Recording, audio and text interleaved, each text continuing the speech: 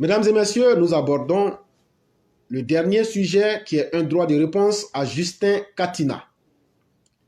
Alors qu'il animait la tribune du PPACI, hier jeudi 7 juillet 2022, au siège de EDS, Kone Katina Justin, porte-parole de Laurent Gbagbo, a répondu à Touré Mamadou, porte-parole du parti au pouvoir, le RHDP, concernant le sujet de la dette qu'aurait la Côte d'Ivoire.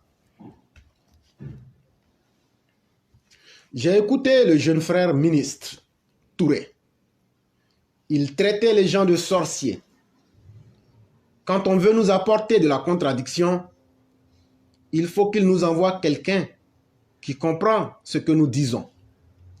Nous sommes à 21 000 milliards de dettes, a répondu M. Katina Kone. Et de rappeler sèchement, quand on quittait le pouvoir, on était à presque 2400 milliards grâce au PPTE, ce qui signifie pays pauvres très endettés, que le régime du FPI aurait obtenu. Je l'ai entendu dire, les USA entre guillemets, les États-Unis d'Amérique, je l'ai dit la dernière fois, comme la répétition est pédagogique, on va encore le dire. Les créanciers des USA ne peuvent pas se lever un jour pour bloquer le système financier des USA, car les 60% des créanciers des USA sont les Américains eux-mêmes. La question de la dette est trop sérieuse qu'on ne joue pas avec. S'ils veulent nous contredire, qu'ils nous envoient quelqu'un qui peut expliquer par quel mécanisme ils vont rembourser la dette au lieu d'insulter, a conclu M. Kone Katina. Et ce que je viens de dire, je vais, si vous me le permettez, ça serait un exercice un peu long parce qu'il faut prouver ce qu'on dit pour que vous puissiez vérifier avec nous. Donc, je vais mettre le lien pour que vous puissiez vérifier en même temps que nous. Donc, ce que je viens de dire, voilà le lien qui est posté. Ok, pour ceux qui veulent vérifier. Et donc, après avoir fait ces déclarations, éclaireur pro-vérité, qui n'est ni économiste, qui est un simple citoyen, qui cherche à s'éclairer et qui cherche à s'instruire, va apporter à travers les différentes explications que je vais donner en ce 8 juillet 2022, des explications à M. Kone Katina, qui s'estime être économiste, mais qui n'a à son actif rien de probant. Mais, bien avant que de tomber dans le vif du sujet, nous allons dans un premier temps décortiquer les propos de M. Katina pour vous démontrer que ce monsieur, tout comme son président Laurent Gbagbo et les militants du PPACI, sont et demeurent des sorciers, mais des menteurs impénitents et des personnes qui n'ont aucune bonne volonté de se repentir du mal qu'ils ont commis et qu'ils continuent de commettre. Et donc, dans les propos de M. Katina, dont je vous ai fait parvenir le lien, vous pourrez constater que M. Katina dit ceci. Nous, quand on quittait le pouvoir, on était à presque 2400 milliards grâce au PPTE qu'on a obtenu. Allons analyser ces propos. Monsieur Katina, vous et votre régime calamiteux avez poussé la Côte d'Ivoire dans le statut d'un pays PPTE, qui signifie pays pauvre très endetté. Quand on est un pays PPTE, ça veut dire que le pays était dans le rouge économiquement, dans une agonie économique, et ce, à cause de l'incompétence, de l'immaturité et de l'aveuglement intellectuel, moral et mental de ceux qui étaient à la gestion du pays, c'est-à-dire le régime FPI. Et donc, être fier de dire que vous aviez été bénéficiaire du PPTE est en soi une honte. Mais, contrairement à vous, en seulement 2 mandats, le régime du président Alassane Ouattara nous a sortis de votre statut honteux de pays pauvre très endetté pour faire de la Côte d'Ivoire un pays avec une économie dynamique en forte croissance. Et les mots que je vous donne, pays avec une économie dynamique en forte croissance, sont les termes de la Banque mondiale. Cette même Banque mondiale va plus loin pour nous parler de miracle économique. Et dans le dernier Mémorandum économique de la Côte d'Ivoire, en abrégé CEM, la Banque mondiale a intitulé « Maintenir la dynamique de croissance » pour dire combien de fois le miracle économique ivoirien est une réalité. Et donc, je vais vous mettre le lien de ce mémorandum pour que vous compreniez de quoi il est question. La différence, elle est vaste.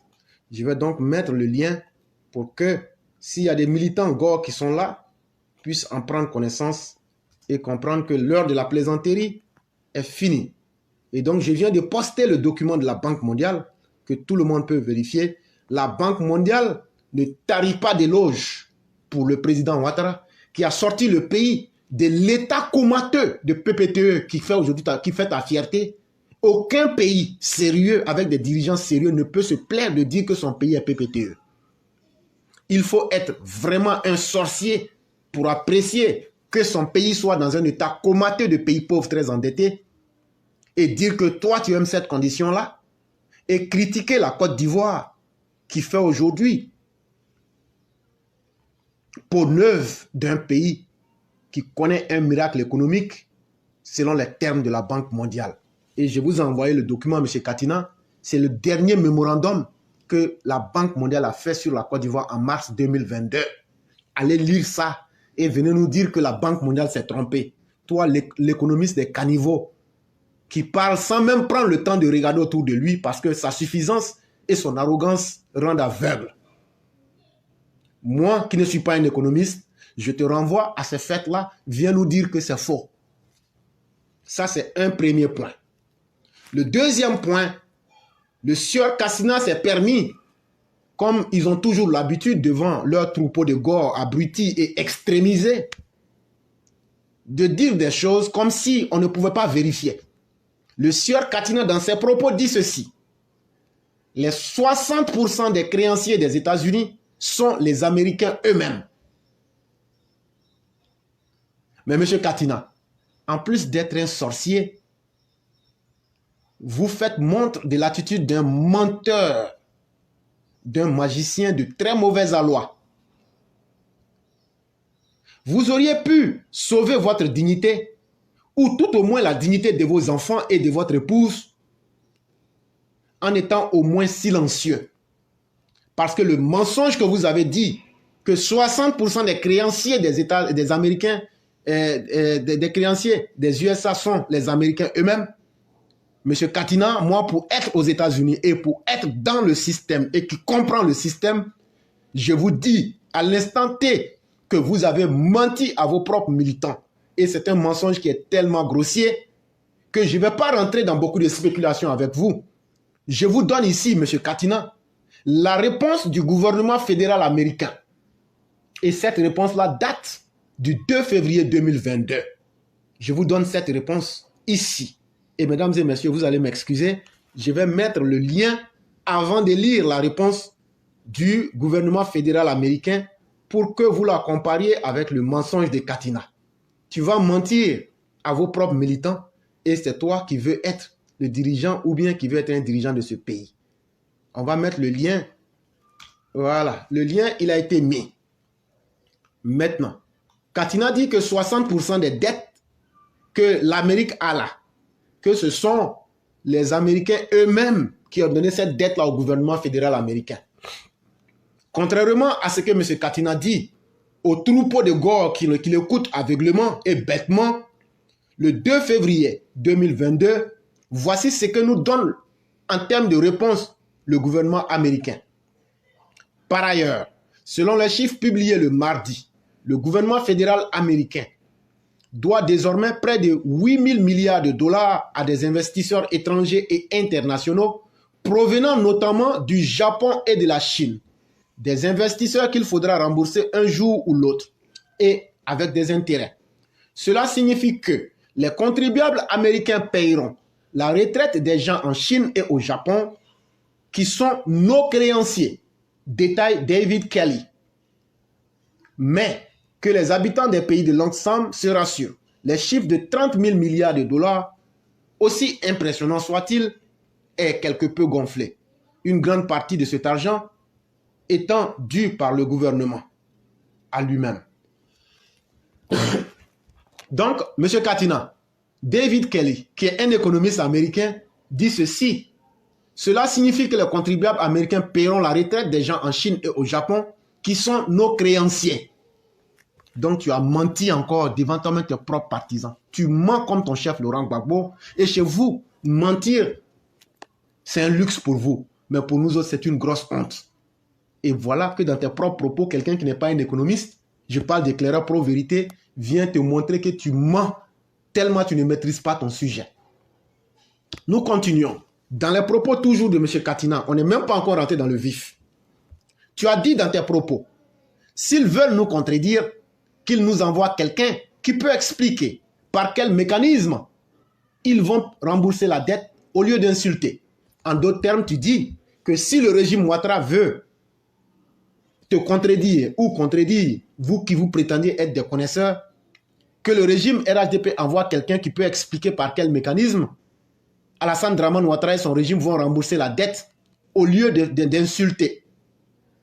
Monsieur Katina, si vous êtes vraiment sûr de votre thèse, apportez-nous une seule preuve, je dis bien une seule preuve, que la Côte d'Ivoire, en l'an 2002, puisque toi tu es encore vivant, moi je suis encore vivant, va, je te donne 10 ans, va, tu retrouves une seule preuve, tu amènes, qui dit que ce soit n'importe quelle institution, même si c'est faux, va trouver une seule preuve où on dit que la Côte d'Ivoire est en défaut de paiement des dettes qu'elle a contractées. Je crois que le message il est simple et se comprend. Katina, comment la Côte d'Ivoire va faire pour payer les dettes? Le régime Alassane Ouattara a endetté le pays. Comment ils vont faire pour payer? Moi, je te dis, il faut nous envoyer depuis avril 2011 jusqu'à aujourd'hui, on te parle là. Et puis, j'ajoute 10 ans dessus. Il faut nous envoyer une preuve où il y a une institution ou bien un créancier, quelqu'un qui a donné de l'argent à la Côte d'Ivoire. La personne s'est plainte que la Côte d'Ivoire n'a pas payé son dû à temps. C'est ce qu'on appelle défaut de paiement ou encore cessation même de paiement des dettes. Il faut apporter une seule preuve. Même si ce n'est pas vrai, il faut apporter une seule preuve. Et donc, toi qui es un économiste, tu ne sais même pas pourquoi on prend les dettes et qu'est-ce qu'on en fait.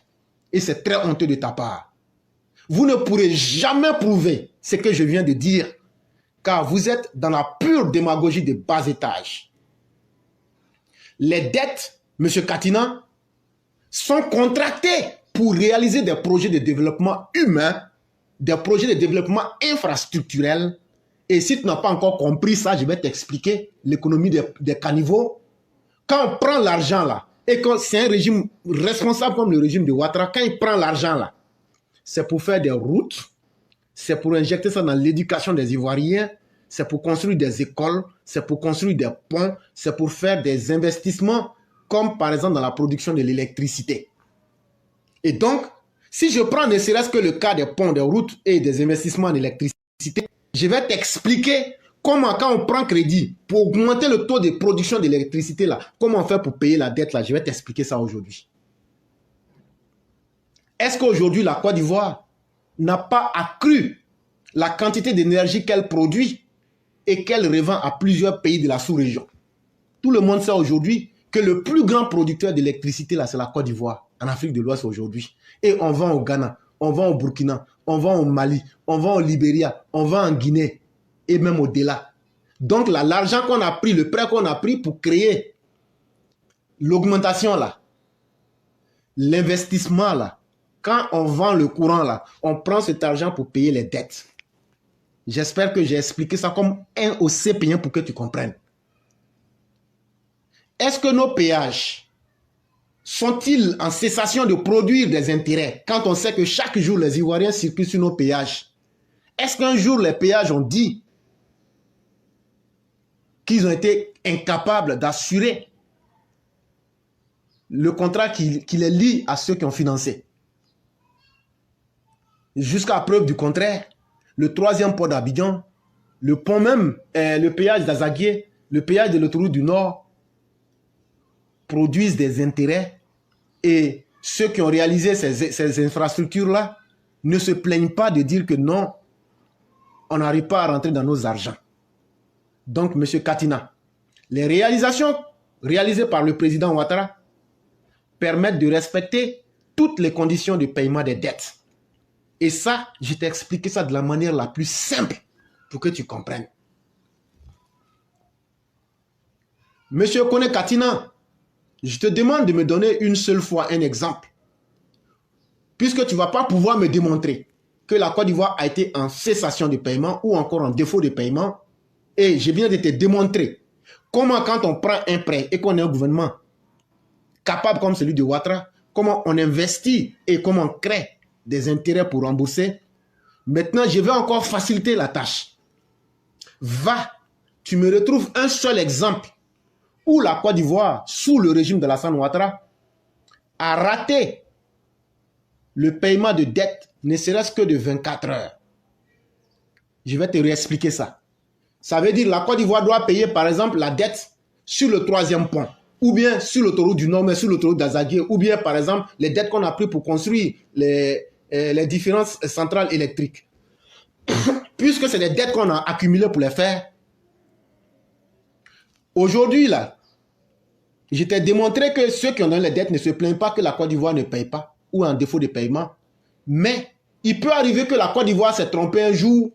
Ils ont sauté, comme par exemple une maison. Si tu décides que c'est chaque premier tu dois payer ta maison, le jour que tu sautes premier, que tu payes le 2, à ce moment, on parle de dire que tu as raté la date de paiement. Moi, j'ai dit, il faut aller, tu prends le pont à péage, Henri Konan Bédié. Tu prends le pont d'Azaguié, le péage d'Azaguié, tu prends l'autoroute du Nord, le péage qui est là-bas, tu prends aussi les centrales thermiques et électriques qui ont été créées là. Ceux qui ont financé la Côte d'Ivoire là. Va, tu te renseignes, tu dis,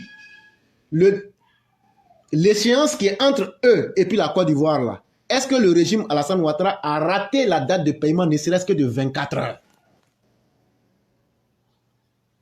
Et donc, monsieur Katina, arrêtez de vous abrutir vous-même. Parce que quand tu veux te convaincre d'une réalité qui n'est pas vraie, tu vas toi-même t'abrutir. Mais surtout, j'ai encore très pitié pour ces troupeaux de gores qui croient encore en vous.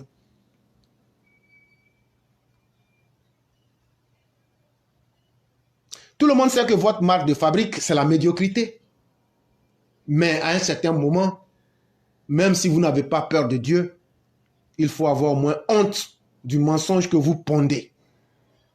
Et c'est pourquoi, M. Katina, je vais vous rappeler, tout ce que j'ai dit là, le 2 avril 2011, il y a un journal qu'on appelle le journal Les Échos. Qu'est-ce qu'ils ont dit de la gestion de Laurent Gbagbo? Je vais mettre le lien avant de lire. Et on va voir quel est ce régime-là qui ne payait pas ses dettes à temps. Parce que vous êtes incapable de ressembler à Alassane Ouattara. Il faut que vous essayiez de mettre Alassane dans la même balance que vous. Ça ne passera pas. On va voir ce régime qui est incapable. Et donc, moi, je ne parle pas dans le vide. Je mets les liens pour que vos gars qui sont là viennent me dire qu'il est en train de mentir. Donc, je mets le lien avant de lire. J'ai mis le lien. Tout le monde voit maintenant. Je vais lire.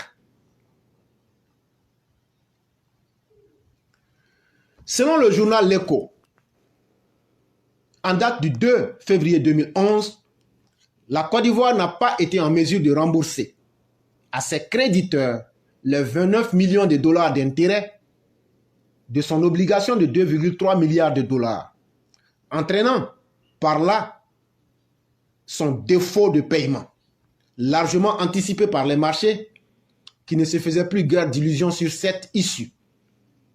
La voix de son ministre des Affaires étrangères, par la voix de son ministre des Affaires étrangères, le président Laurent Gbagbo a déclaré à l'agence Bloomberg que son pays honorerait ses engagements, mais sans donner plus de détails, ni surtout la date. Regarde comment c'est propre, tellement vous étiez incapable, et tellement c'était chaud sur vous. Vous n'avez pas été capable, ne serait-ce qu'un jour, de payer une dette à temps. On vous demande, vous allez payer quand? Ah non, c'est pas on va payer quand haut. C'est ce qu'ils sont en train de dire là. Tellement vous étiez laminé de tous les côtés. Toi, Katina, tu étais où? Toi qui es l'économiste qui voit tout aujourd'hui mal. Voilà un régime qui était incapable de respecter ses dates. Voilà un régime qui était incapable, tellement incapable de payer ses dettes, qu'eux-mêmes ont supplié à être mis dans le statut de pays pauvre, très endetté. Et toi, Katina, tu étais là. Tu as laissé tout ça se faire. Et tu étais là lorsque Laurent Gbagbo a dit, ce que j'ai dit là, j'ai mis le lien. On ne va pas dire que c'est moi qui ai fabriqué ça. Pourquoi tu as laissé cette honte-là se faire sur votre régime? Mais moi, je te dis, va, tu retrouves un seul. Sinon, voilà ça ici. Laurent Gbagbo lui-même qui dit que les dettes là, lui, il ne sait pas. Quand il va payer, il ne peut pas donner des dates. Voilà ça ici devant tout le monde. Et donc, si vous avez échoué à tous les niveaux et que vous avez honte là, n'essayez pas de comparer les choses qui sont incomparables. Le régime Alassane Ouattara là, peut jamais avoir une telle étiquette ou même donner ça. Aujourd'hui, ce qui fait la fierté de Ouattara, c'est la confiance du président. Et son mot, quand il dit quelque chose, il respecte.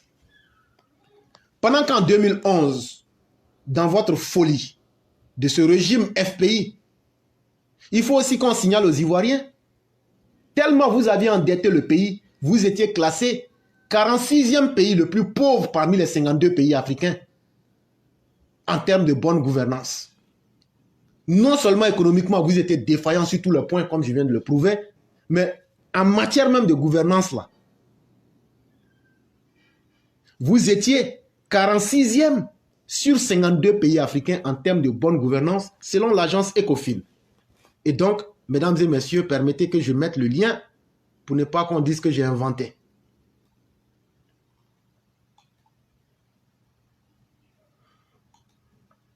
S'il vous plaît, sécurisez le direct. Voilà, ils n'aiment pas ce qu'on fait.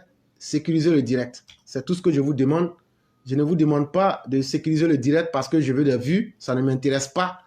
Mais le travail intellectuel que j'ai fait là, je ne veux pas que les gens viennent nous embêter là-dessus. Donc, je vais mettre le lien et on va pouvoir évoluer.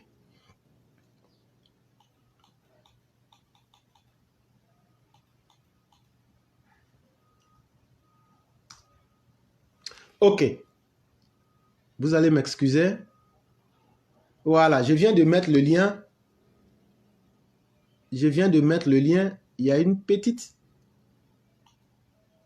virgule que je dois enlever. Vous m'excusez, c'est du travail manuel que nous faisons. Voilà.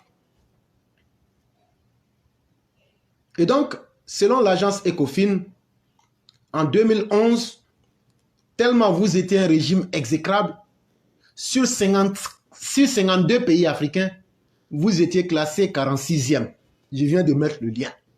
Mais aujourd'hui, où on parle en 2022 là, avant 2022, c'est-à-dire en 10 ans là, Ouattara a fait quitter le pays de la 46e place, il a mis le pays à la 18e place. En 2020, la Côte d'Ivoire d'Alassane Ouattara occupe le 18e rang dans le classement de l'indice Mo Ibrahim de la bonne gouvernance, en abrégé 2IAG. Et ce titre est important parce que ce n'est pas seulement quand on parle de bonne gouvernance, il y a quelque chose dedans. Cet outil mesure et suit annuellement les performances de gouvernance dans 54 pays africains. L'édition précédente était classée, la Côte d'Ivoire était classée 22e sur 54. Le pays a affiché une progression dans plusieurs indicateurs, soutenue par une performance économique performante. Regarde ici ce qu'ils disent. Soutenu par une performance économique performante. L'indice Mo Ibrahim de la bonne gouvernance en Afrique 2020 montre une performance en recul pour la première fois depuis 10 ans. Un recul inédit du niveau de gouvernance globale, souligne le rapport. Et ainsi de suite, ça continue. Et donc, vous pourrez lire le reste. Et ce qui est intéressant, c'est que je viens de dire là, je vais aussi mettre le lien pour que les gens vérifient si ce que j'ai dit est faux, pour qu'on m'interpelle maintenant ou après le direct. Et tout ça, mesdames et messieurs, si on vous les donne, c'est pour que vous dites à ces gores-là et à ces incultes qui pensent être des sachants que souvent quand on les regarde, ça ne veut pas dire qu'ils sont trop forts. Mais moi, je parle, je mets les liens, tout est là. C'est pour vous dire, on est en train de comparer tous les compartiments de la gestion. Et donc, quand un gars va venir à vous là, après je vais couper cette séquence-là, mettre ça. Vous lui dites, va écouter ça d'abord. Quand tu vas finir d'écouter ça là, avec les preuves qui sont à l'appui là, tu viens maintenant. C'est très important. Parce qu'on n'a plus le temps pour parler, ou bien les balivernes de ces gens-là, à un moment, il faut que ça cesse. Et donc, nous continuons. On entend beaucoup parler d'endettement. Mais je me suis posé la question, quel est réellement le taux d'endettement de la Côte d'Ivoire? Et j'ai laissé les chiffres des grandes institutions de tout le monde. Je suis allé voir Financial Afrique. Et voici ce que ce journal-là nous dit. Et si vous me le permettez, je vais mettre d'abord le lien, comme on aime bien le faire, pour qu'on puisse évoluer ensemble. Là, quand c'est comme ça, les gars qui sont là, ou même ceux qui vont venir nous contredire, vous prenez le temps de bien regarder, et puis vous cassez maintenant ce que je dis. Là, quand c'est comme ça, là, je vais prendre la honte de ma vie. Et puis, je n'aurai plus rien à dire. Donc, tu parles beaucoup de dettes, de créances et autres. Moi, je suis parti et je me suis renseigné. Et voici ce que Financial Afrique nous dit. Contrairement à ce que vous voulez faire croire, vous les gors là, Financial Afrique nous dit l'Afrique francophone demeure la partie la moins endettée du continent africain. Ça veut dire, je ne sais même pas à Côte d'Ivoire seul. Hein. On dit les pays les plus endettés de l'Afrique là. Les pays francophones là ne sont pas dedans. Pour commencer d'abord. Les pays anglophones et les pays lusophones que vous aimez comme l'Angola et le Ghana là, c'est eux qui sont dedans. Ça aussi, il faut qu'on vous dise ça. 3 pays francophones devraient donc terminer l'année parmi les 10 pays africains les plus endettés. Le premier n'arrivant qu'à la 7e position, en l'occurrence Maurice, considéré à la fois comme francophone et anglophone pour avoir connu dans le passé une double présence française et britannique, suivi par la Tunisie qui est 9e et le Congo-Brazzaville 10e. Une situation semblable à celle des années précédentes au cours desquelles 2 à 3 pays francophones se trouvaient aussi dans la seconde moitié de la liste. Plus globalement, l'Afrique francophone demeure la partie la moins endettée du continent avec un taux d'endettement global prévu à 58,4% du PIB en fin 2021 pour cet ensemble de 25 pays et à 49,4% pour sa partie subsaharienne composée de 2 pays. Cette assez bonne maîtrise de la dette globalement résulte notamment de la forte croissance économique que connaissent la plupart des pays d'Afrique subsaharienne francophone. Donc, votre sorcellerie là, comment quelqu'un n'est pas dernier de la classe, vous voulez forcément qu'il soit dernier de la classe. Ça, il faut être un sorcier comme M. Katina pour souhaiter que son propre pays, des gens te disent que tous les pays francophones de l'Afrique subsaharienne ne font même pas partie. Leur taux d'endettement, là, globalement, c'est 49,4%. Mais toi, tu veux forcément que ton pays soit un pays qui soit endetté. Ça s'appelle de la sorcellerie de première catégorie. Mais ce n'est pas encore fini, Katina. Parlons de la liberté de la presse. Ce n'est pas vous qui avez tué Jean-Hélène. Ce n'est pas vous qui avez tué Guy-André Kiffer. Ce n'est pas vous qui avez tué beaucoup de personnes. Ce n'est pas vous qui avez tué, comment on appelle, H. Ce n'est pas vous qui avez tué plein de journalistes ici. Parce que vous ne pouviez pas accepter la liberté de la presse. Mais aujourd'hui, Alassane Ouattara vous donne cette liberté de la presse. Il vous la donne tellement si bien que je me suis demandé, au temps de Laurent Gbagbo, est-ce que le mot liberté de la presse existait? Allez demander au journal, Le Patriote, comment eux, avec les journaux du PDCI, quel traitement ils avaient. Mais aujourd'hui, en 2022, selon Reporters sans frontières, sur les 54 pays d'Afrique, la Côte d'Ivoire est 5e en termes de liberté de la presse. Et quand on prend les 180 pays du monde, la Côte d'Ivoire est 37e. Et ça, c'est pas parce que je veux faire l'apologie du régime Ouattara. Et ça, c'est pourquoi toi aujourd'hui, l'une des conséquences même de cette liberté de la presse là, tu te promènes pour raconter des insanités, des âneries, en pensant que le monde entier va avaler. Mais on va vous répondre pour vous donner ça. On n'a même pas besoin d'un économiste. Éclairage seul suffit. Ce que j'ai dit là, c'est l'agence Ecofin qui vient de donner cette information. C'est une agence économique et aussi qui a besoin de ces facteurs-là pour pouvoir juger de la santé d'un pays. Et donc, je viens de mettre le preuve. Vous allez voir le drapeau même de l'Angleterre qui est là. C'est l'agence Ecofin. Vous criez, mais il y a garçons. Et moi, je fais partie des garçons. Ce que je dis là, il n'y a pas un garçon qui peut lever ça. Et ce que je dis là, je donne les preuves. C'est de ça qu'il est question. Donc, M. Katina, vous êtes un économiste de caniveau qui ne connaît absolument rien, qui est aveuglé par sa force suffisance et vous faites honte. Et M. Katina, pour ta gouverne, je t'invite à lire le livre intitulé Gbagbo ou le gâchis ivoirien. Je ne sais pas si tu sais lire parce que tu dis que tu serais économiste, mais tu ne sais même pas apprécier les indicateurs économiques. Tu ne sais même pas comment on peut utiliser la dette pour créer des intérêts. Et tu mens sur les États-Unis, sur des choses qu'on peut vérifier, qu'on a déjà présentées en amont. Je te dis, va prendre le livre qu'on appelle Gbagbo ou le gâchis ivoirien. Dans ce livre-là, tu vas découvrir presque tous les secrets honteux de ton régime d'incompétents notoires. Dans ce régime-là, de façon très méthodique, toute votre incompétence est mise à nu. Et chère population, je vais vous mettre à disposition le lien et je vais vous lire quelques séquences. Et donc, vous allez m'excuser. Voilà. Je vais vous mettre le lien. Comme ça, on sera sur la même longueur d'onde. Ok.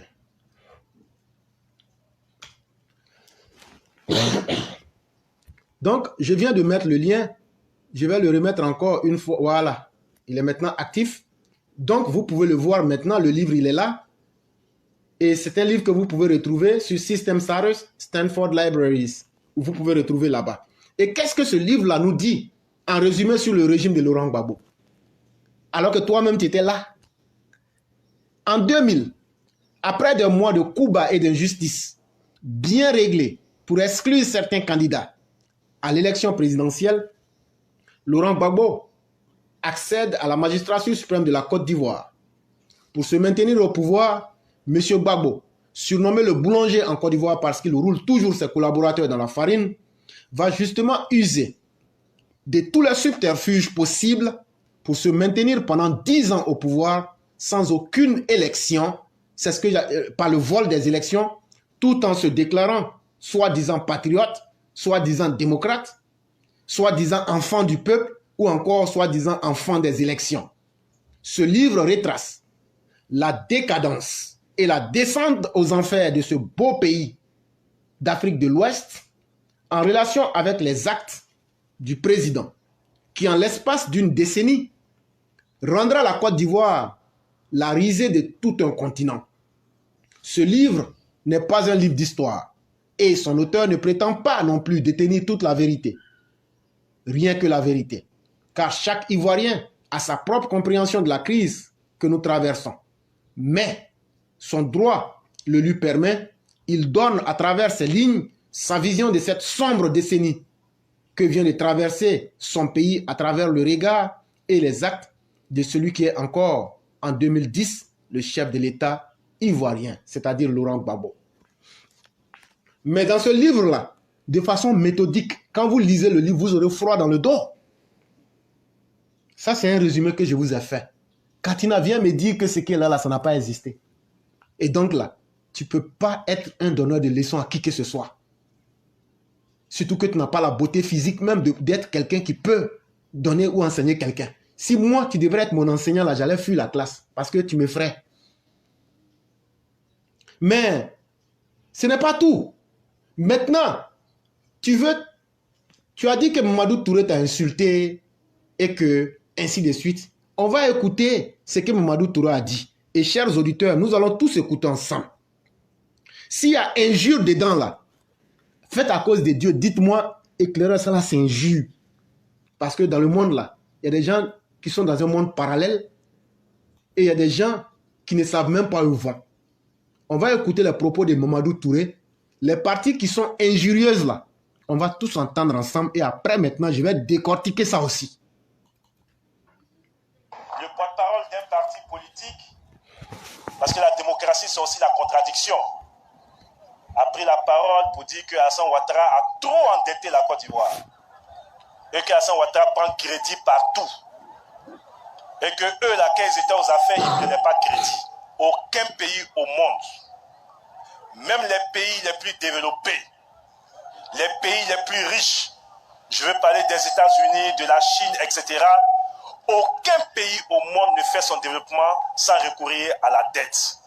S'il y a un seul pays au monde qui a pu se développer sans recourir à la dette, je demande à Katina Koné de nous donner le nom de ce pays au monde qui a pu se développer sans recourir à la dette. Aucun pays dans le monde, en tout cas le monde que Dieu a créé là, dans lequel nous sommes aujourd'hui, développé, n'a pu le faire sans recourir à la dette. Lorsqu'on va chercher l'argent, c'est pour travailler. C'est les sorciers seuls qui ne veulent pas qu'on aille chercher l'argent pour travailler. Ceux qui vous ont maintenu dans le noir, qui ont été incapables de faire des routes, qui ont été incapables de mettre le courant, c'est eux-là qui parlent aujourd'hui, qui veulent attaquer les dettes.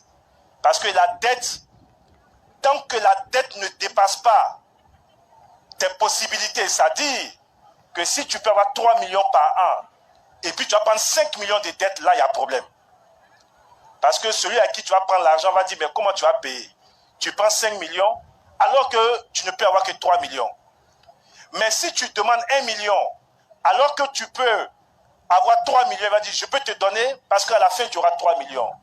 La Côte d'Ivoire n'est pas un pays surendetté. Donc, c'est des notions simples que les gens doivent comprendre. Mais le débat ici, il est difficile. Et je comprends aujourd'hui la souffrance du président Alassane Ouattara. Parce que quand tu as des adversaires qui sont dans le populisme, c'est-à-dire venir voir les parents, avoir des discours faciles, alors qu'on ne peut rien apporter aux parents. Et c'est la honte qui les amène à raconter tout ce qu'ils sont en train de faire. Parce qu'ils se rendent compte aujourd'hui qu'on peut être à la tête d'un pays, on peut être sérieux et on peut travailler. Mais malheureusement, Dieu ne donne pas la même chance deux fois. Quand Dieu t'a donné une chance, parce que nous les hommes politiques, et je veux qu'on le comprenne pour tous ceux qui sont ici, quand Dieu nous donne la chance, ce n'est pas pour nous-mêmes. Dieu nous donne un peu de pouvoir, c'est pour aider les autres. Mais quand il t'a donné ça, et puis tu as tout gaspillé, tu as fait la fête, tu n'as rien fait, Dieu prend et puis donne à quelqu'un d'autre. Mais si la personne commence à travailler, tais-toi, tais-toi, tais-toi, tais-toi, laisse-le travailler. Et donc, mesdames et messieurs, vous aurez entendu ces propos. Et je souhaiterais ici que vous me dites les injures qui sont incorporées dans ce que Mamadou Touré aurait dit, le ministre. Mais une chose est évidente, il n'y a aucunement de l'injure. Il n'a fait que mettre les choses dans leur contexte. Tout le monde sait combien de fois les sorciers sont néfastes dans nos villages africains. C'est un exemple que je prends. Ce sont les sorciers, quand on veut mettre lampadaire, c'est eux qui renversent ça. Quand on veut mettre goudron, c'est eux qui ils mettent tout. Ce sont les ennemis du progrès. Et c'est le terme sorcier qui aurait fait mal à Katina. Mais je vais dire, Katina, on va aller doucement pour voir si toi-même là, tu n'es pas un véritable sorcier, que ce soit au sens figuré, que ce soit au sens second, on va voir ensemble. Si toi-même là, tu n'es pas le prototype même du sorcier violent et vulgaire. Ce que Mamadou Touré t'a dit là, il t'a pas insulté. Les sorciers comme toi, ça commence par Laurent Gbagbo, vous êtes des milliers dans la nation. Quelqu'un qui est un incapable et qui ne veut pas que son ami qui a réussi là, fasse son travail là, c'est un sorcier. Quelqu'un qui est un incapable et qui ne veut pas que les autres puissent prospérer là, c'est un sorcier. Quelqu'un qui a échoué et qui était à l'œuvre avant Alassane Ouattara, qui a échoué et qui a été cueilli comme un fruit pourri là, c'est un sorcier. Donc Katina, toi, Babo, et même s'il y en a encore là, tous les gars, vous êtes des sorciers de la pire espèce. Et le drame de Mamadou Touré, c'est qu'il vous a décrit et il a dépeint votre vraie nature de médiocres patentés qui veulent se prendre pour des pseudo-intellectuels et encore de surcroît des donneurs de leçons. C'est ce que Mamadou Touré a décrit et il a très bien décrit. Et ça là, ça t'a fait mal. Ça brûle ton cœur. Mais c'est parce que, on le dit, qui se sent mauvais se mouche, c'est parce que vous êtes une bande de médiocres, d'incapables que ça t'a fait mal. Sinon là, la meilleure réponse aurait été, il faut prendre les réalisations de Laurent Gbagbo là, et puis tu mets ça devant lui. Tu cites les réalisations de Laurent Gbagbo, c'est fini. Mais ça t'a fait mal parce que tu sais que c'est la vérité. Et je vais te dire quelque chose. Toi, Katina, qui ne sais pas d'où tu viens là, Mamadou Touré, moi, je ne le connais pas. Et tout le monde sait que Mamadou et nous, la plateforme, nous ne sommes pas les meilleurs amis du monde. Parce que nous, on n'a rien contre eux. Mais notre attitude d'objectivité fait qu'on pense que nous, on est contre Mamadou. Nous, on n'a rien contre lui. Mais, je sais une chose, M. Mamadou Touré n'a ni l'éducation d'un insulteur et il n'a pas l'âme d'un insulteur public comme vous, les gens du FPI. Ça, au moins, je peux me convaincre de ce facteur-là parce qu'il a un père politique, Alassane Ouattara, qui le découragerait d'aller dans ce sens. Alassane Ouattara ne peut pas mettre quelqu'un à la gestion des faits et puis la personne incapable va venir insulter les gens. Alassane même va te recadrer propre. Parce qu'Alassane Ouattara sait qu'il a la substance pour faire le travail qu'il doit faire. Contrairement à vous, les gens du FPI. Mais si les insulteurs publics dans ce pays existent, toi, ton mentor politique est le premier des insulteurs politiques. C'est lui qui a insulté Houphouët-Boigny ici en 90. C'est lui qui a mis ses deux pieds gauche là, il a croisé ça, on dirait liane, pour s'asseoir et puis ouvrir ce qu'on appelle son appareil buccal pour jouer les durs ici, les enfants mal polis. Tout le monde a vu ça ici. Et donc là, l'école des insulteurs publics là, c'est ton Laurent Gbagbo qui a créé. Et toi, Katina, tu en es un exemple patent. Et donc, quand aujourd'hui, tu ne veux plus assumer le poids du réel qui t'a été imposé, tu es incapable d'assumer le poids de la vérité qui t'a été mise en face, tu veux déplacer le débat pour présenter le ministre Mamadou Touré comme une personne mal éduquée qui t'aurait manqué de respect parce que toi, tu serais un aîné. Non, non, non. Mais un aîné qui ne se respecte pas là, même un chien est mieux que cet aîné-là. Je n'ai pas dit votre personne, je parlais globalement. Quand toi tu dis que tu es un aîné là, et puis tu sais que tu es aîné là, si tu as un comportement de chien, on va t'appeler chien. Dans la vie en général, c'est comme ça. Donc, comme vous êtes toujours, quand vous êtes mis en face de vos limites et que vous n'avez plus d'arguments, vous tombez toujours dans la facilité à vous victimiser. Monsieur Katina, ça ne passera pas. Ce que Mamadou a dit là, tout le monde entier a entendu. Il n'y avait pas un jeu dedans. Et maintenant, tu veux déplacer le débat stratégiquement, ça ne marchera pas.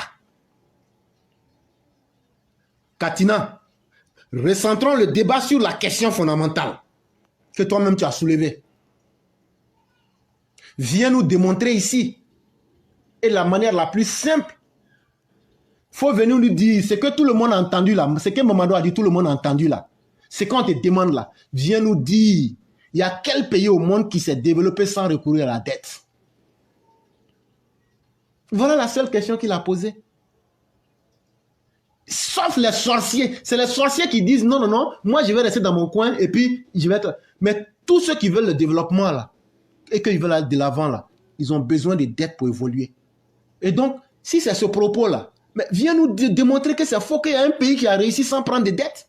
Une fois que tu fais ça là, tu as été incapable de nous démontrer tout ce qu'on a dit là. Mais viens démontrer maintenant ce que ton propre petit frère a dit et puis je te signale que Mamadou n'est pas économiste. Mais pour cacher tes carences et surtout pour cacher ta honte et pour fuir le débat, la queue entre les jambes, tu veux désespérément te victimiser. Et ça, comme à vos habitudes, mais cela ne passera plus.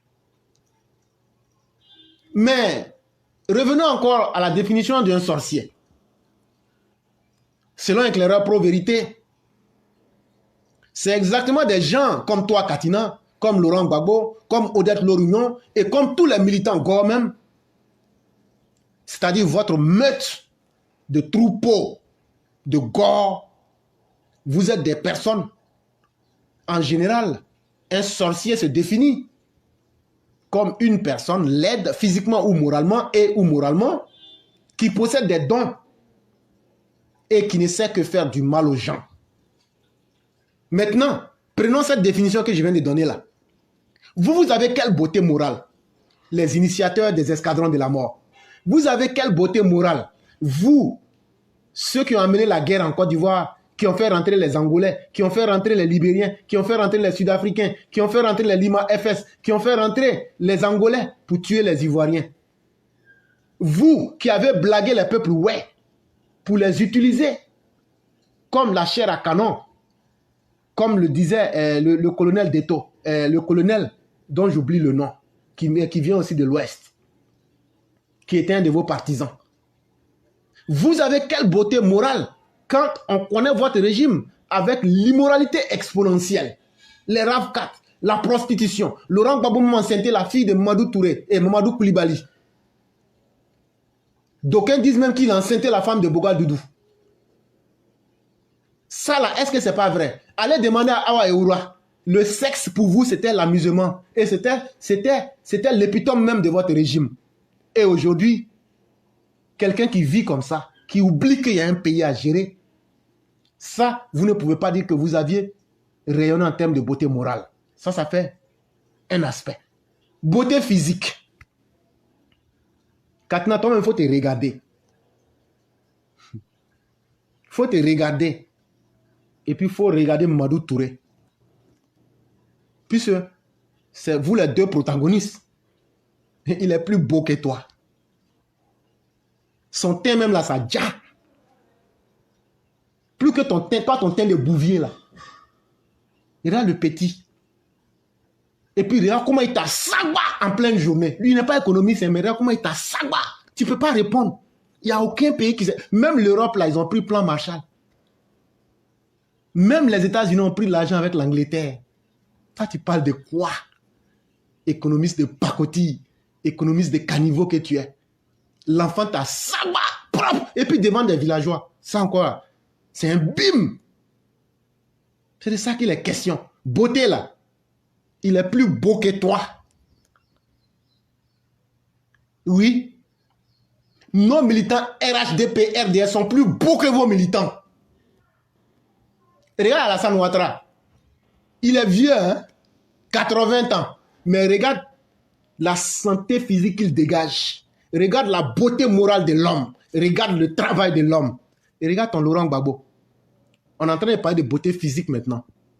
Et regarde, il n'a même pas encore 77 ans. Il est devenu déjà un légume qui traîne là. C'est les aides-soignants qui se promènent derrière lui, Mami Ouattara. Ce sont les Mami Ouattara qui le transportent. Quelle honte. Et donc, ces descriptions du mot sorcier ayant été mis dans leur contexte physiquement et moralement, vous ne possédez que le don de faire du mal aux gens.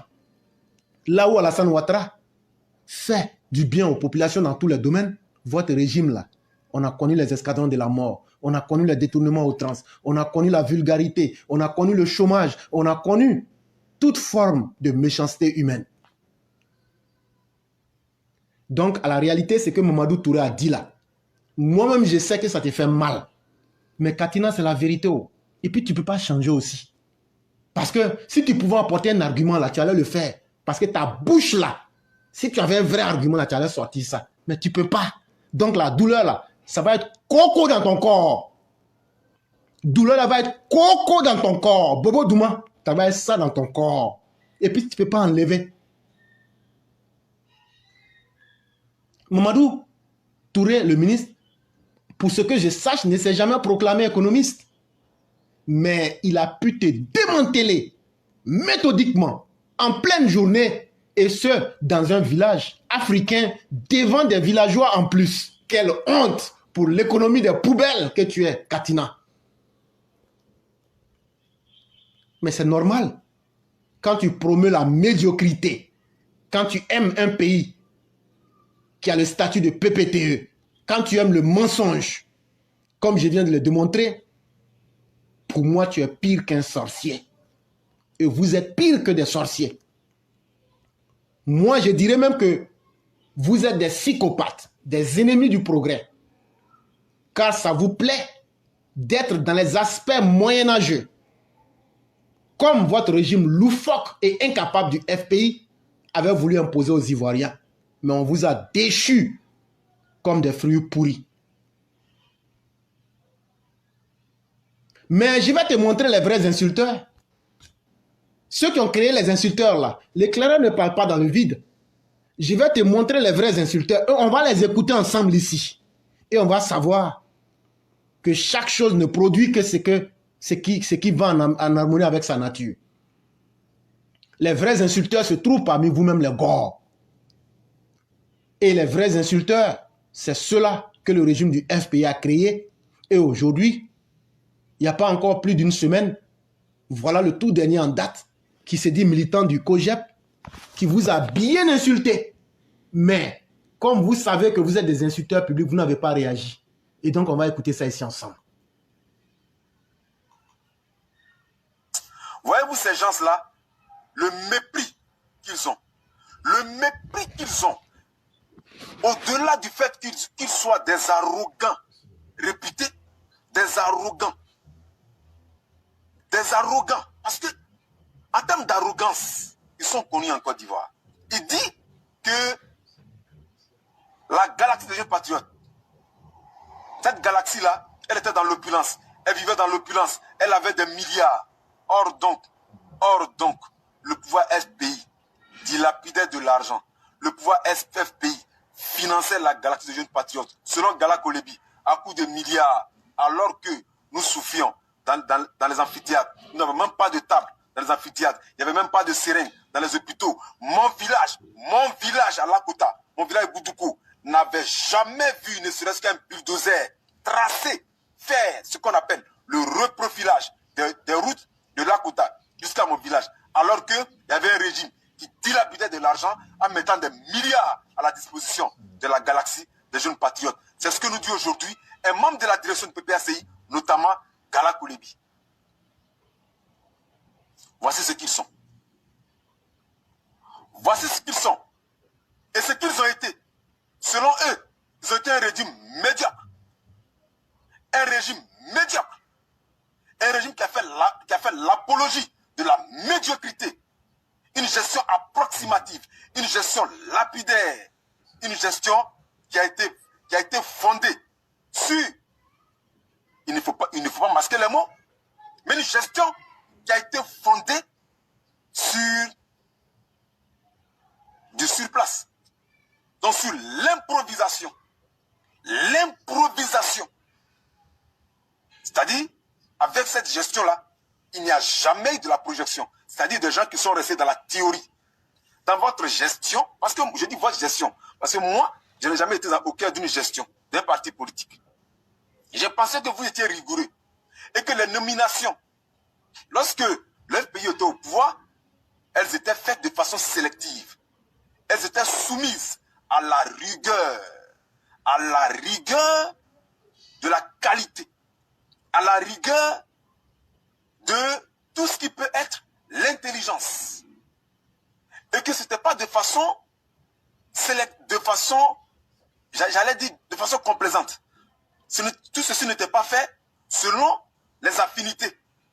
Et que pour gérer un pays, ça se faisait avec rigueur. Malheureusement, le PPACI, à travers Gala Kolebi, nous apprend que leur gestion a été une gestion lapidaire, calamiteuse et désastreuse. Une gestion approximative, où l'on a fait l'apologie de la médiocrité. Mais il faut être soi-même médiocre pour faire l'apologie de la médiocrité. Il faut être soi-même. Symboliser la médiocrité pour faire l'apologie de la médiocrité. Ce n'est pas moi qui le dis. C'est Gala Kolebi qui l'explique. Et il est membre de la direction du PPACI. Donc c'est lui qui en réalité insulte le président Gbagbo en le traitant de médiocre. Et en estimant que le président Gbagbo Laurent lui-même étant médiocre a responsabilisé un médiocre qui est Charles Blé Goudé. Voici ce que vous êtes au PPACI.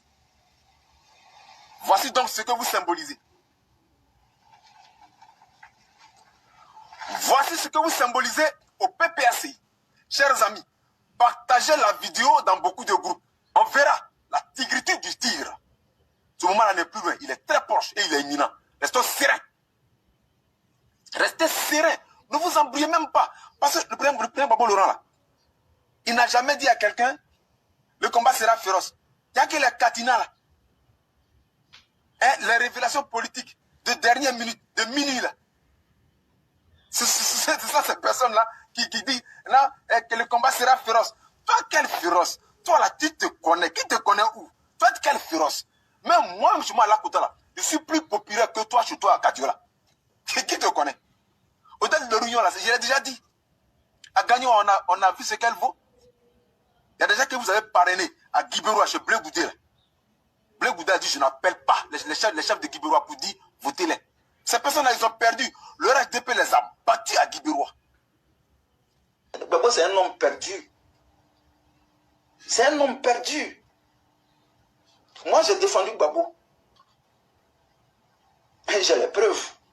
Gbagbo, c'est un homme perdu. C'est mon élève syndicaliste et politique. Et je dis à ceux qui veulent ça connaître mieux Laurent, je dis il y a plusieurs Laurent Gbagbo. Le Laurent Gbagbo étudiant syndicaliste, le Laurent Gbagbo citoyen ordinaire, le Laurent Gbagbo homme politique et le Laurent Gbagbo chef d'État. Ces quatre individus sont différents.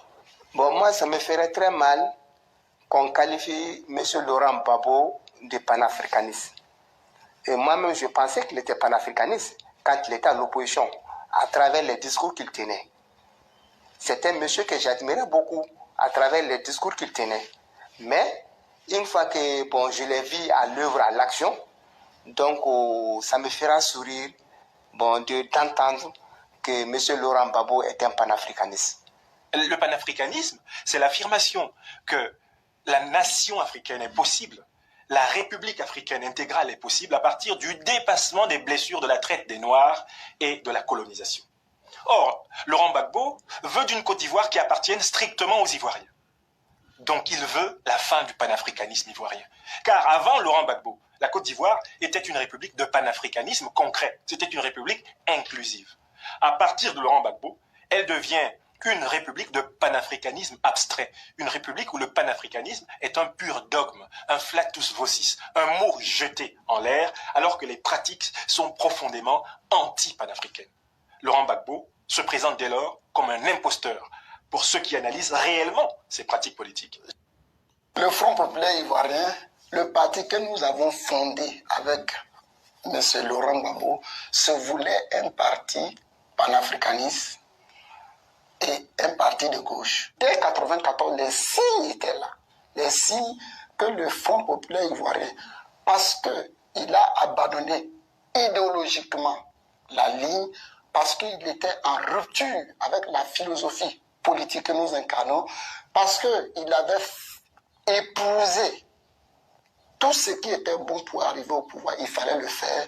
Il était évident que ce parti utilise la violence que nous avons vu exprimer, que ce parti essaie d'utiliser les étrangers comme faire valoir pour exprimer sa violence.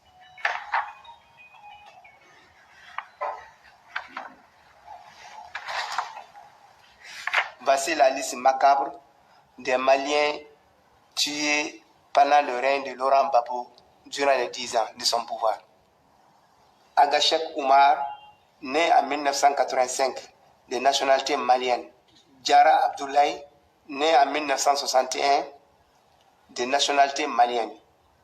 Ibrahim Amadou Ouedraogo, né en Motoun Diaye, 1982, de nationalité Mohamed Kamara, Jean-Pierre Zumgrana, Mamadou Bari, Abdoulaye Konaté, Fatoumata Bari, Philippe Nana, Amadou Dembélé. Il a déçu beaucoup d'Ivoiriens.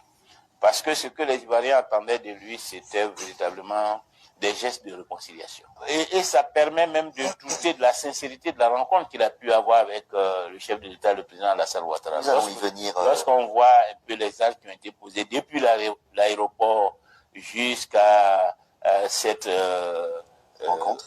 décision de divorce, la rupture avec les évangéliques, la rupture avec le Front populaire ivoirien, on a le sentiment que le président Gbagbo est venu véritablement avec beaucoup de rancœur et qu'il est dans une logique de règlement de compte. Il n'a pas su poser les actes attendus par les Ivoiriens, il n'a pas su poser les actes attendus par les militants du Front populaire ivoirien, et on ne sait pas où il va. Je veux penser que je ne faisais plus partie de son schéma politique, mais parce que j'avais atteint un niveau qu'il considérait comme un niveau concurrent et qu'il considérait comme une menace je dirais, à son leadership, au fait qu'il veut être le seul qui brille au sein de notre grande famille politique et que toutes les autres têtes doivent être coupées. Et tout le monde doit se soumettre pour qu'il émerge tout seul. Et je crois que c'est cela la dérive autocratique. Voilà, le culte de la personnalité. Et je crois que c'est tout cela qui fonde véritablement l'inimitié qu'il entretient à l'heure actuelle avec moi. Lorsqu'on perd le pouvoir, c'est parce qu'on n'a pas été à la hauteur du défi qui était posé. Ce n'est pas une fatalité. Notre intelligence, notre vision tactique, nous n'avons pas pu trouver la bonne posture, les bons actes, parce que c'est... Mesdames et messieurs, vous avez entendu, et vous avez entendu des propos, et tout ce que vous avez entendu, chacun peut se faire son idée. Comparé à ce que Mamadou a dit, et comparé à ce que vous venez d'entendre, je crois que c'est le ciel et la terre. Et donc, M. Katina ferait mieux de se ressaisir et de connaître, de se payer un dictionnaire français. Ça coûte très moins cher en ces temps-ci. Et essayer de calculer et d'apprendre la valeur de certains mots. C'est très important.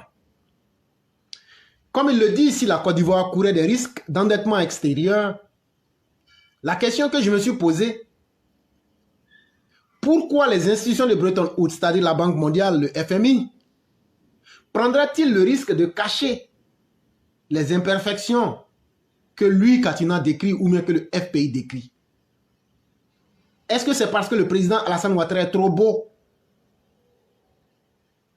que les Blancs vont permettre que leurs investissements, c'est-à-dire les prêts qu'ils donnent à la Côte d'Ivoire, puissent être dilapidés? Katina, je me rends compte que certainement, tu ne connais même pas la vraie définition du mot capitalisme. Et c'est pourquoi je te dis qu'il faut payer un dictionnaire. Et je vais encore être plus généreux avec toi, M. Katina. Malgré tes 300 milliards que tu as volés, moi, je vais, si tu me le dis, je vais te payer un dictionnaire Larousse à partir d'Amazon et je vais t'expédier. Et là, je vais te demander de voir deux mots pour commencer, le mot sorcier et le mot capitalisme. Comment, pour celui qui connaît un État capitaliste, le système occidental est basé sur le capitalisme. Tout le monde sait que un capitaliste ne prête jamais tant qu'il n'a pas su qu'il peut gagner.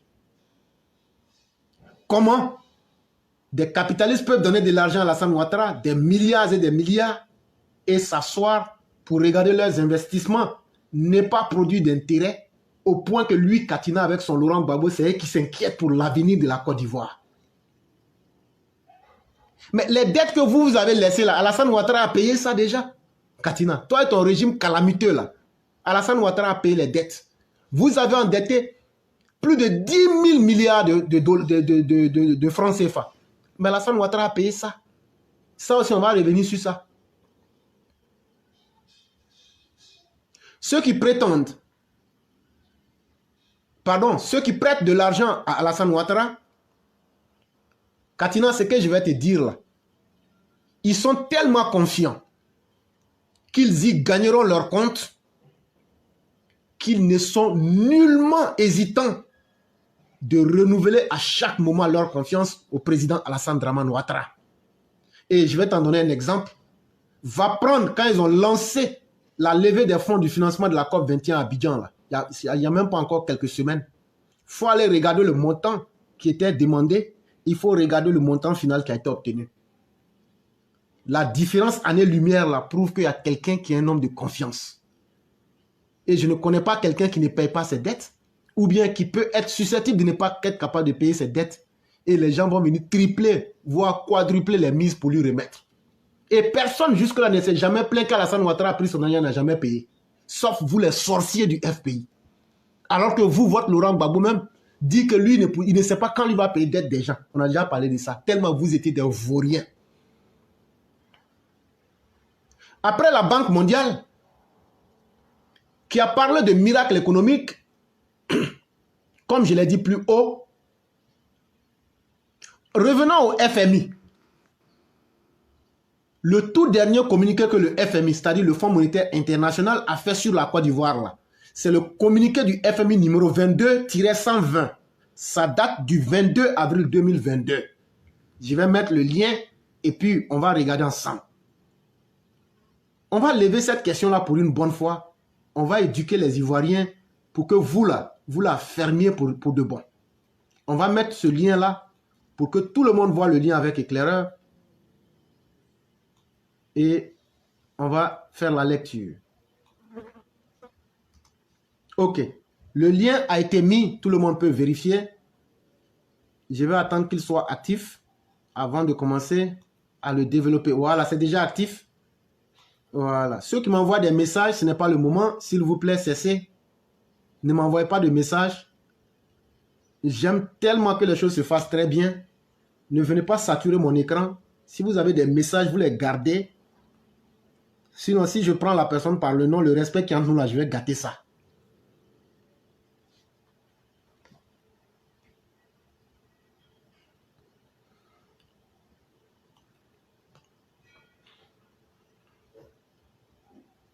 Donc, comme je le disais, si la Côte d'Ivoire était surendettée au point d'être aujourd'hui une calamité, que nous dit le dernier document de la Banque mondiale produit le 22 avril 2022? J'ai lu le document. Déclaration des services du FMI à l'issue de leur mission de 2022 au titre de l'article 4. Les communiqués de fin de mission présentent les observations préliminaires des services du FMI au terme d'une visite officielle dans un pays. Les avis exprimés dans ces conclusions sont ceux des services du FMI et ne représentent pas nécessairement les opinions du conseil d'administration. Sur la base des observations préliminaires de cette mission, les services du FMI établiront un rapport qui, sous réserve de l'approbation de la direction, sera présenté au conseil d'administration pour examen et décision. Premier point. La Côte d'Ivoire a démontré une grande résilience face à la pandémie grâce à la riposte rapide et bien élaborée des pouvoirs publics. Petit 2. Des risques de détérioration sont élevés et principalement extérieurs. Petit 3. Les autorités ivoiriennes et les services du FMI conviennent qu'il est essentiel de créer un espace budgétaire pour financer les dépenses cruciales et accroître la résilience macroéconomique. Une équipe du Fonds monétaire international dirigée par M. Luca Antonio Ricci a effectué en Côte d'Ivoire du 5 au 15 avril 2022 une mission pour tenir des discussions avec les autorités ivoiriennes dans le cadre de la consultation de 2020 au titre de l'article 4. À l'issue de la mission, M. Ricci a déclaré ce qui suit. L'économie de la Côte d'Ivoire a bien résisté à la pandémie grâce à une riposte rapide et bien élaborée des pouvoirs publics. Les décès liés à la COVID-19 sont peu nombreux relativement à l'échelle mondiale et la campagne vaccinale se poursuit. Environ la moitié de la population cible a maintenant reçu une première dose. Après avoir ralenti à 2% en 2020, la croissance économique aurait vigoureusement rebondi à un niveau estimé à 7% en 2021 grâce à la reprise de la consommation et de l'investissement.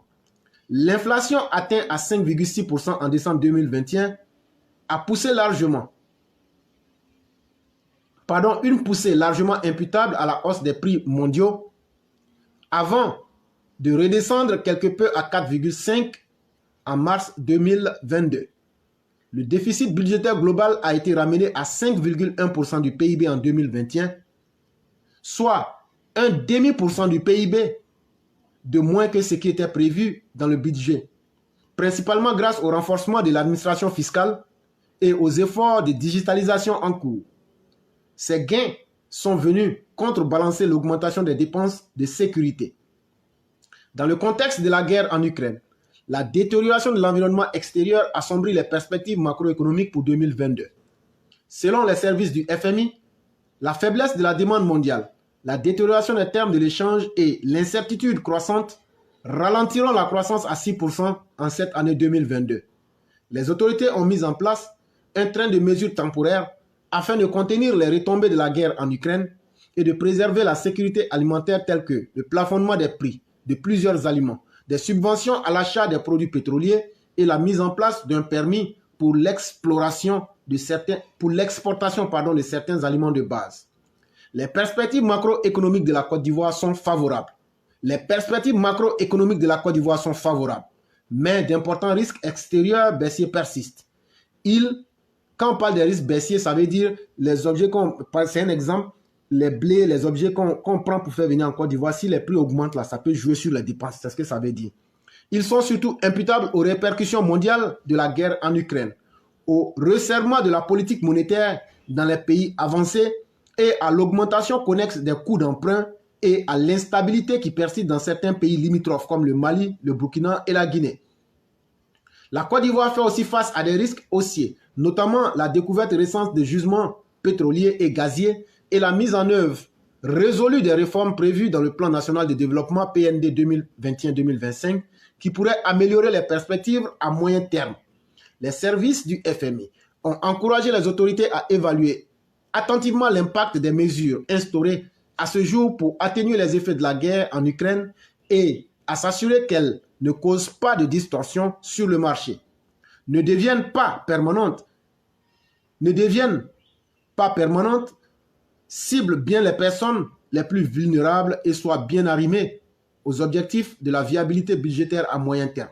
Les services du FMI ont insisté sur l'importance de préserver la viabilité de la dette et du cadre macroéconomique en ancrant adéquatement les attentes. Les services estiment que, dans la mesure où la situation s'améliore, le critère de convergence de l'UEMOA d'un déficit budgétaire de 3,3% du PIB d'ici 2024 peut encore être satisfait.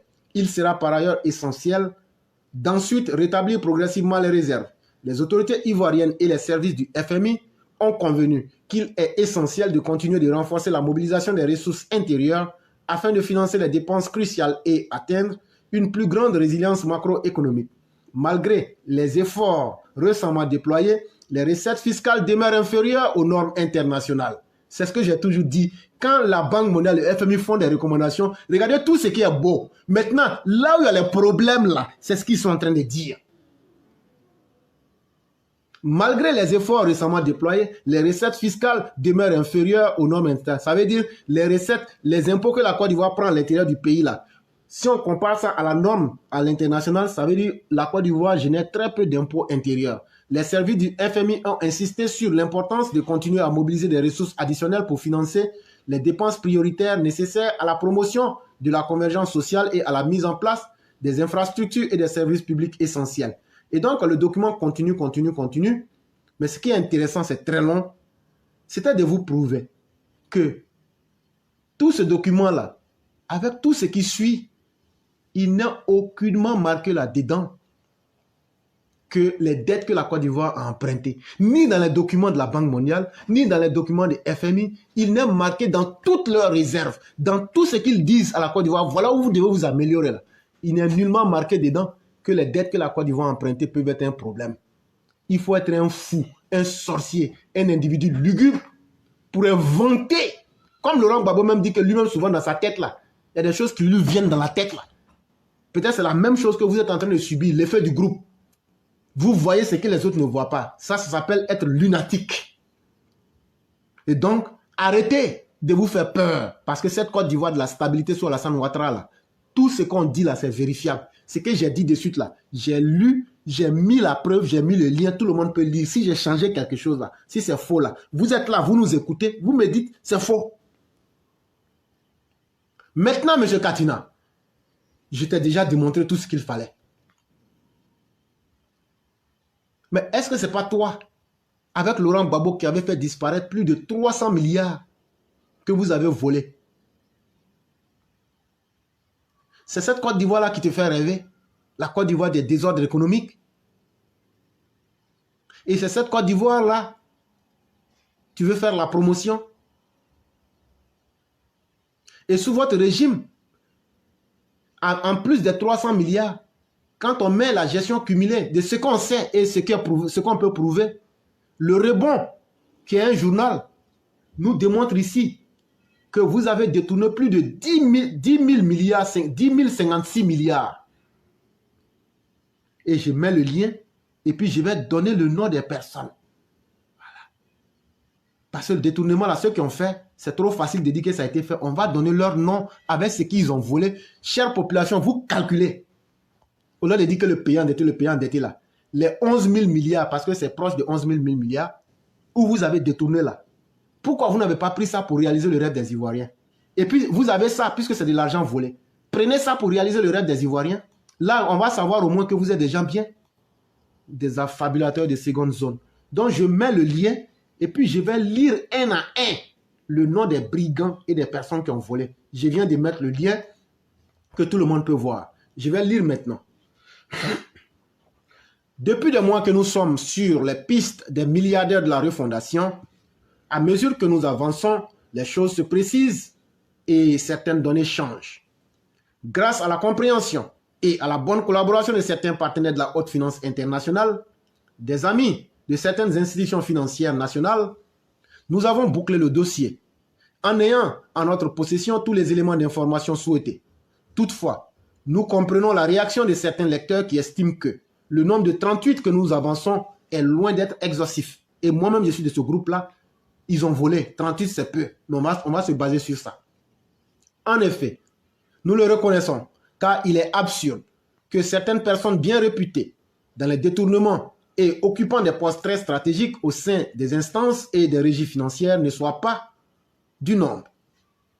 C'est qu'elles sont souvent très rusées et très stratégiques. Dans tous les cas, nous poursuivons nos investigations. En attendant, nous présentons ici les banques et les pays où est domicilié l'argent des 38 milliardaires dont nous avons les informations certaines. On donne la liste. Premier, Laurent Gbagbo lui seul a détourné 2834,6 milliards. Ça, c'est premier. Deuxième, vous pouvez calculer. Hein? Il y a les 300 milliards qu'ils ont volés là. Vous calculez. Après ça, vous ajoutez 2834,6 milliards. Ça, c'est Laurent Gbagbo. Après vient Simone Eivé. Elle a détourné 1731 milliards. Après vient Boun Boabré, qui était ministre du Plan et du Développement. Lui, il a détourné 904 milliards. Emmanuel Monet, ministre des Mines et de l'Énergie. Lui, il a détourné 676 milliards. Afinguessan, président du FPI. Lui, il a détourné 499 milliards.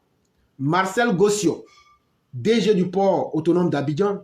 Lui, il a détourné 454 milliards. Monsieur Kadé Bertin, conseiller de Laurent Gbagbo. Lui, il a détourné 445 milliards. Hubert Zoré, conseiller de Gbagbo. Lui, il a détourné 401 milliards. Pierre Amondi, qui était gouverneur du district d'Abidjan, lui, il a détourné 187 milliards. 10.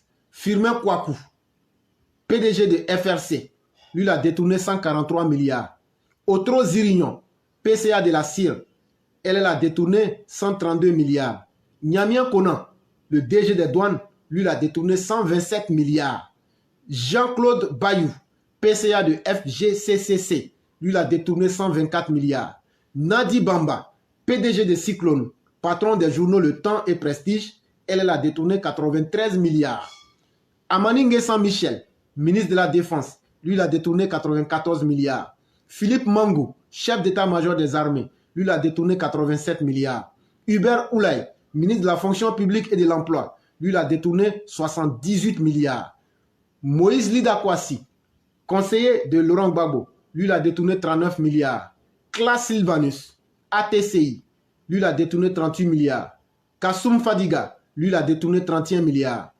Kone, l'ambassadeur Kone, c'est comme ça que le nom est dans le journal. Ambassadeur en Afrique du Sud, lui, il a détourné 28 milliards. Parce qu'il payait beaucoup d'armes là-bas, donc lui, il a pris son mangement là-bas. Vincent Libi Kouata, DG de la Sigoji, je lis comme je vois, lui, il a détourné 24 milliards. Moïse Koré, pasteur conseiller de Gbagbo, lui, il a détourné 16 milliards. Patrice Bailly, lui, il a détourné 16 milliards. Seka Yapo Ansel, lui, il a détourné 12 milliards. Blé Goudé, président de l'Alliance des jeunes patriotes, lui, il a détourné 8 milliards.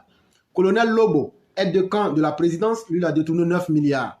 Alou Eugène, directeur du protocole de Laurent Gbagbo, lui, il a détourné 8 milliards. Christine Adjovi, ministre de la lutte contre les VIH et SIDA, elle a détourné 7 milliards. Sangaré Aboudraman, conseiller de Laurent Gbagbo, lui, il a détourné 6 milliards.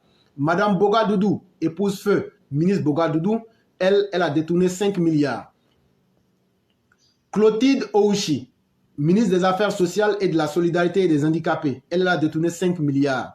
Sokouri Boyi, député de Koumassi, 5 milliards. Atebi William, député de Yopougon, lui il a détourné 8 milliards. Odette Soye Likukwe, député d'Oumé, 4 milliards détournés. Désiré Tagro, ministre de l'Intérieur, 67 milliards détournés. Marie-Laure Digbe, journaliste, 3 milliards détournés. Serge Kofi, étudiant, secrétaire général de la FESI, aura détourné 2 milliards de francs CFA. Grand 2. Les banques et les pays où est domicilié l'argent. La majeure partie des fonds se retrouve à la BNI, à la BFA et dans les banques en Afrique du Sud, en Inde, en Iran, en Guinée, au Liban, en Israël, à Sao Tomé Principe et au Portugal via l'Angola.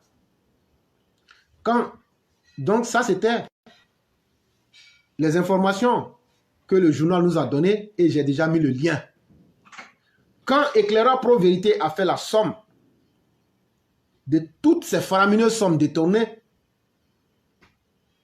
on en est ressorti avec un montant, M. Cher Katina, que vous et votre régime de calamiteux avez détourné plus de 56 milliards de francs CFA.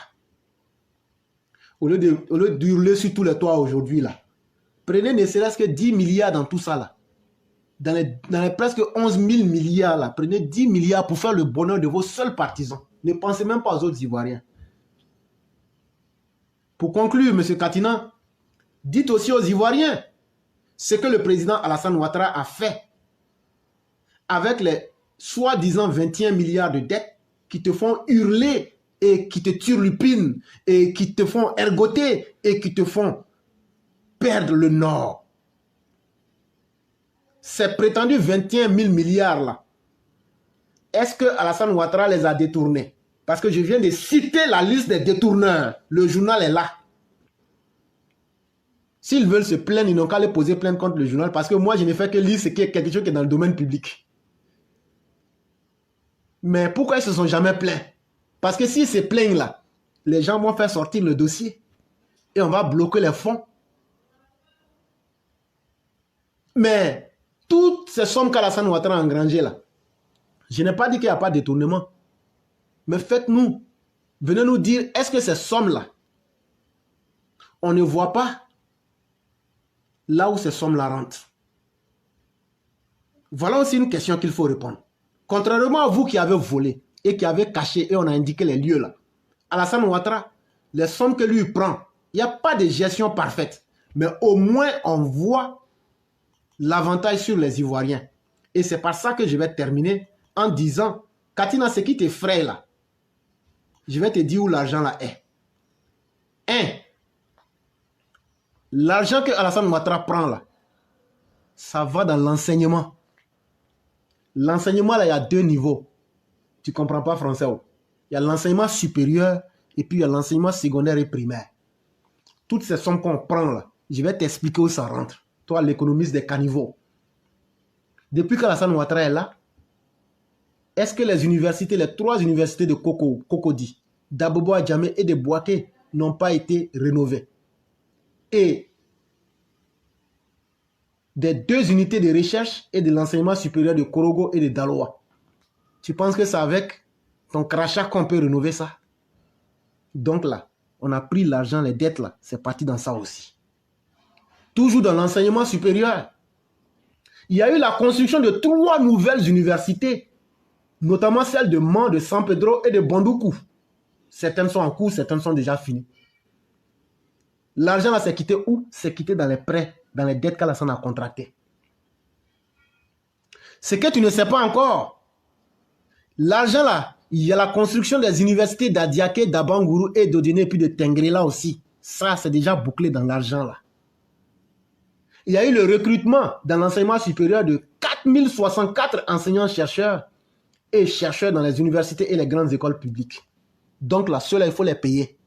Donc là, l'argent là, ça c'est d'abord pour l'enseignement supérieur.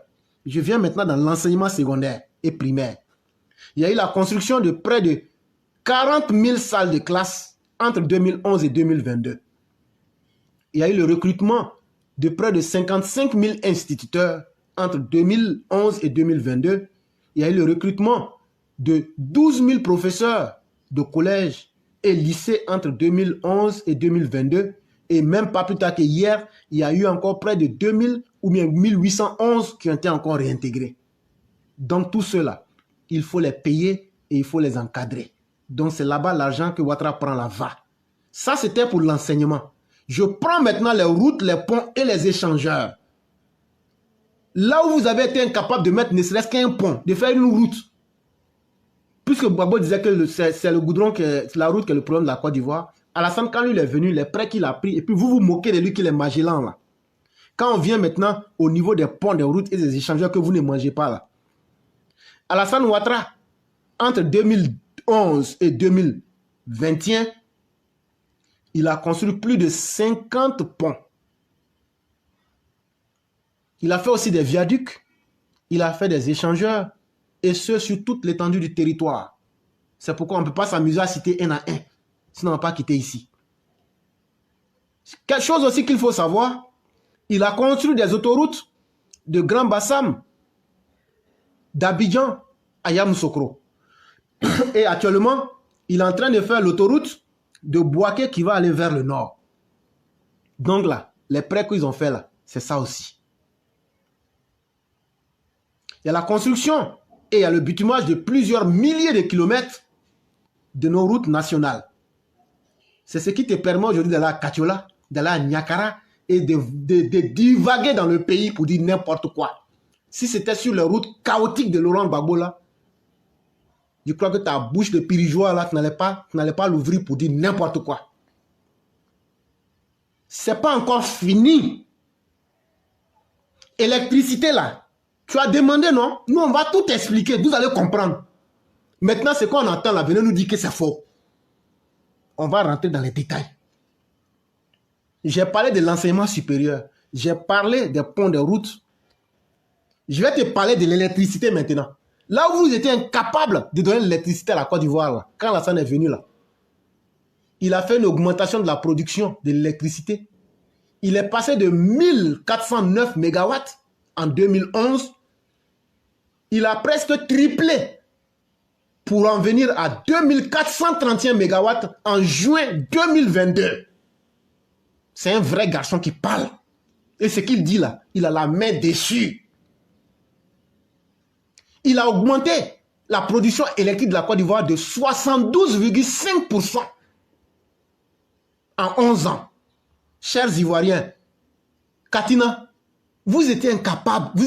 Comment toi tu dis à quelqu'un, je ne sais pas quand il va te payer, puis tu veux que la personne... Vous ne pouvez pas avoir d'argent. Vous étiez des incapables et vous étiez des gens de la luxure. Alassane Ouattara, du 11 avril 2011 en juin 2022, il a augmenté la production électrique de la Côte d'Ivoire de 72,5%. Propre! L'argent là, c'est pas pour lui. Mais lui, il sait comment avoir l'argent. Et il a réalisé ça. Et ça permet à la Côte d'Ivoire de vendre l'électricité. C'est tout ce que moi j'ai dit là. Je suis dans le concret. Ce que j'ai dit là, on peut vérifier. C'est pas tout. Il a augmenté le taux d'accès à l'électricité. En 2014, qui était à 74%, en 2011, le taux d'accès à l'électricité était à 11%. Mais quand il est venu là, il a augmenté ça à 98% en 2022.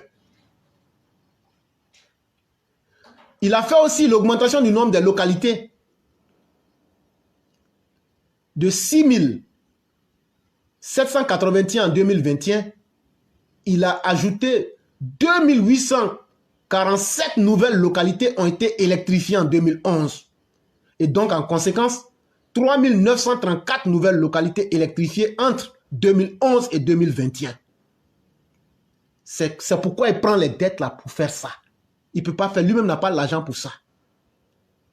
Et quand il fait ça là, nous on paye les factures. Et dans tout ça là, on peut enlever ce qu'ils ont pris là pour payer les gens qui nous ont donné les prêts.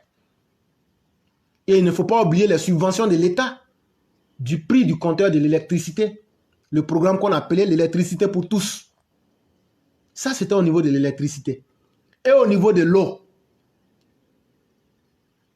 il y a eu un investissement, écoutez-moi très bien, de 657 milliards 410 millions 583 626 francs CFA dans l'eau potable entre 2011 et 2020, faisant passer le taux d'accès à l'eau potable à 95%. L'argent que tu dis que ça te fait peur, ils ont... Et là, dans l'eau seulement, là, il a dépensé 657 milliards 410 millions 583 000 francs CFA 626. Ça là, ce que j'ai dit là, c'est propre. Les populations savent aujourd'hui. Regarde des vidéos où il y a des villages qui n'ont jamais imaginé qu'ils allaient avoir l'eau. Un matin, c'est Sodesi qui est en train de faire route, tout, pour mettre l'eau. Les populations pleurent. Ça, c'est Alassane Ouattara qui fait ça. Ce que vous avez été incapable de faire. Même vous n'avez pas pu électrifier un village dans vos propres fiefs. C'est Alassane Ouattara qui a fait ça. On est toujours avec l'eau potable. De 2011 à 2019, nous sommes aujourd'hui à près de 789 localités raccordées à l'eau potable.